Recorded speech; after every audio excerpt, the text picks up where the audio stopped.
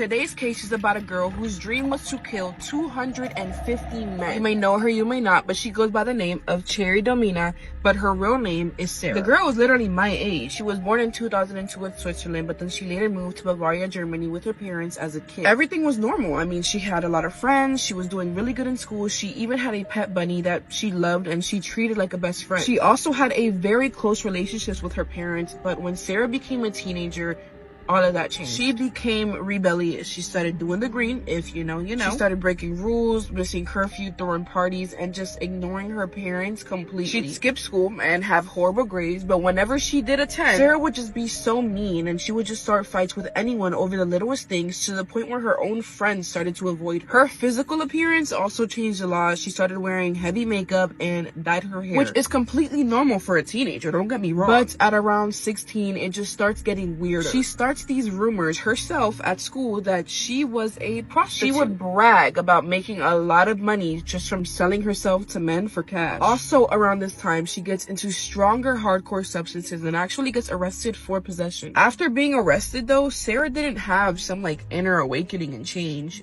Things only got worse, but I do need a snack to this, so bear with me. One day, Sarah's mom walked into her room and found a tied rope hanging in the closet. This was too much for her parents to handle, and they actually took her to a psychiatric facility for her well-being. But there, Sarah continued her mischief ways by trying to convince another patient to unalive themselves, but thank God it didn't work. She would remain there for an extended stay, but then she was released at around age 17. But by now, she is even worse than before, because now she's obsessed with serial killers like Ted Bundy, Jack the Ripper, and Richard Ramirez. She read all about their gruesome crimes in full detail and fantasized about doing them herself. Around this time, Sarah also got her very first boyfriend, a guy named Leon, but he was also a train wreck, but they were madly in love. As a couple, they would do like bedroom stuff, and it would get really violent. Sarah would literally beg him to hurt her, basically torture her, like bruises, cuts. She wanted it all. And for the first 2 years, Leon was into it, but Sarah always wanted the violence to be more intense. And when Leon saw all those wounds, scratches, and marks all over her, it honestly started making him really uncomfortable. But this pushed Sarah to the literal edge. She was heartbroken, and even more, she felt betrayed. In a blind rage, Sarah wanted revenge on not just Leon, but on all men. Talk about trust issues. She started spreading the nastiest rumors about Leon, saying that he had choked her,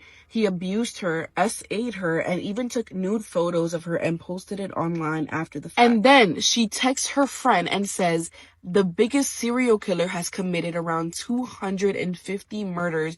I'm going to do more than that. And this is when Sarah starts putting her murderous plans into action. With the help of a friend, she buys a 12-inch camping knife. Sarah even started Googling things like, quote, how long does it take someone to die if you stab them in the neck? She decided that since she is easily able to get men to do whatever she wanted, she's going to start luring them through a dating app. She signs up on multiple dating apps like Tinder under the name Domina Cherry, and she wrote in her bio that she was 19 years old and a virgin and was into BDSM.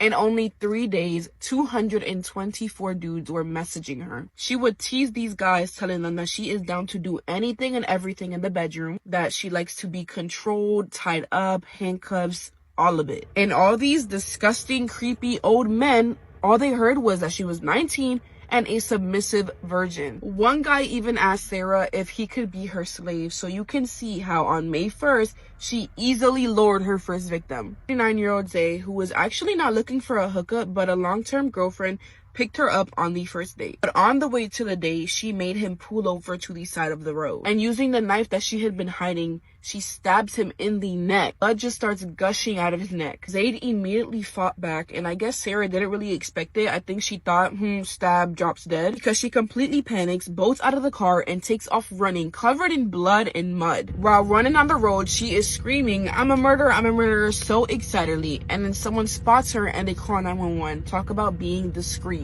And in just 37 minutes of her attempted murder, Sarah is in handcuffs. The officer literally asked her, why do you look like you're a walking crime scene? She told them she just wanted to slice someone's neck and watch them bleed to death. They obviously arrested her right away, and they took her in for questioning. After the attack, Zayd unfortunately did die in a coma, so Sarah's charges upped from attempted murder to murder. But Sarah showed absolutely zero remorse for what she just did and the life she just took. While in prison, Sarah asked her mom, hey, can you kill Leon for me? I mean, she obviously said no, but that's crazy. She actually stated that she was so upset that she was caught too early, not the fact that she just killed someone. Sarah was later found to be mentally ill, and she was sentenced to only 12 years in the psychiatric facility. That means that she could potentially be released by the time that she is 31. I don't know, y'all. I think people like that can't be changed, but who knows? Maybe people change. Anyways, as always, take care and be careful who you date, because they could literally be a murderer. I have heard too many stories.